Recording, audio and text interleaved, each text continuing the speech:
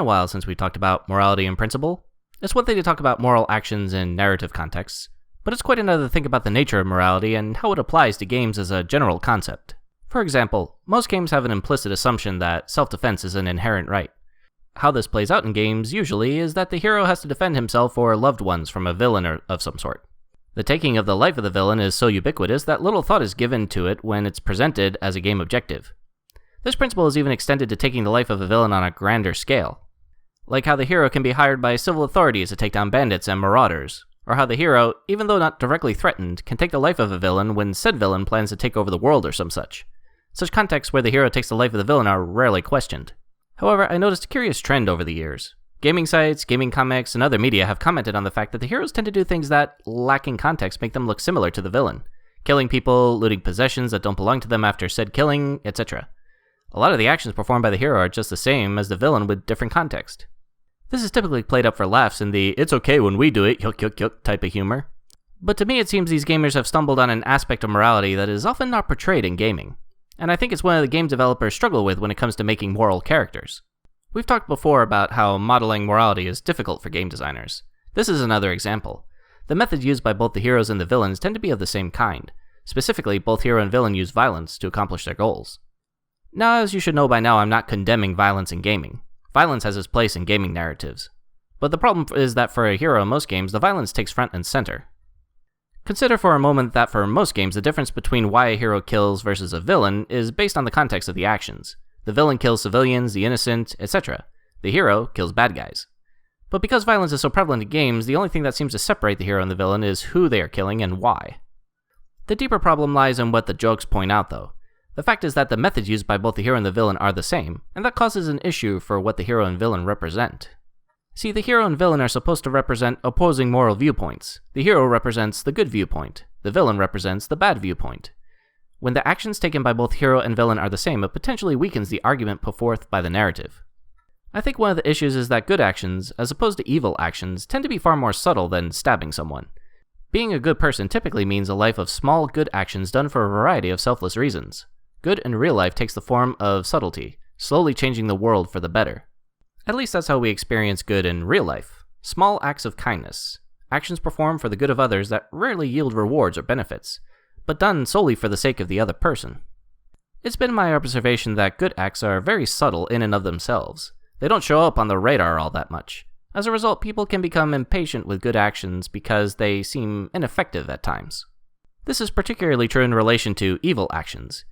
Evil is the temptation to take the shortcut, to do something that is considered effective even if it's wrong. Evil gets things done. Think about how often an evil act has altered the course of history. An assassination was the tipping point for World War I. The Kennedy assassination sent a whole country into mourning. Evil actions can and often do take the form of dramatic actions. Good, on the other hand, isn't nearly as flashy or as attention-grabbing. Its results come from long and slow application of moral principles that slowly transform the world around them. Often the good one does won't show results until long after the death of the hero. And it's hard to capture that subtlety of good in video games. Games tend toward more flashy and loud actions that usually involve violence. Capturing the subtle good in gaming is very difficult without reducing what the player can do.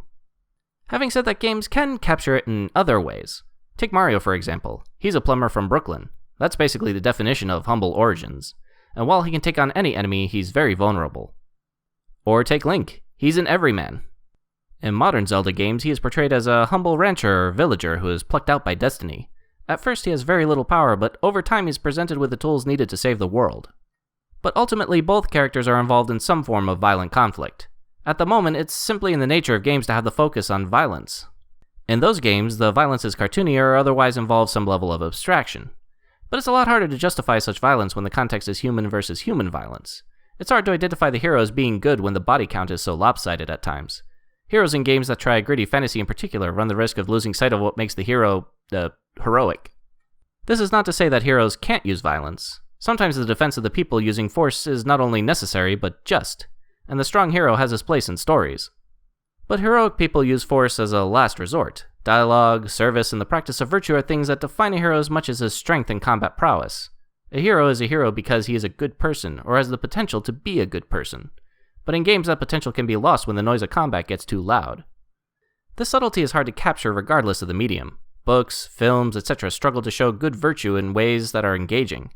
Quiet virtue in media requires intelligent communication and a willingness to establish character traits.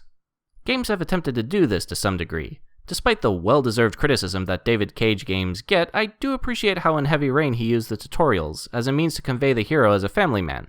Taking time to show the family in a happy life helps ground the hero in his desperation to save his son. But the pressure to get on with the killing is a real issue in games. The impetus to go right into the action is a constant push on narrative-driven games to start off with a bang. It's just good game design, according to some designers. Games typically revolve around two principles when it comes to gameplay: having actions that engage the player, and that those actions have impact. Two expectations that work against a more subtle understanding of good and the presentation of such. As you can imagine, it's very difficult to communicate such moral nuance in games when the impulse is to be in your face all the time. And it's unfortunate because I think games could in fact incorporate such moral nuance in unique and interesting ways. The culture itself would have to be more accepting of this, though. And I don't see that happening in the near future. So that's all I have to say on this subject for now. There are a lot of interesting things to explore in relation to modeling morality. We haven't even talked about the relationship between intent and consequences of moral actions. But for now, we can say that difficult concepts in morality and nuance are made even more difficult given the current expectations of the gaming audience. And this is not to blame the audience, it's just how games were originally formed. And as a result of these origins, there are certain expectations on games that really don't lend themselves to communicate moral nuance and concepts. That's all for now. Thank you, and I'll see you next time.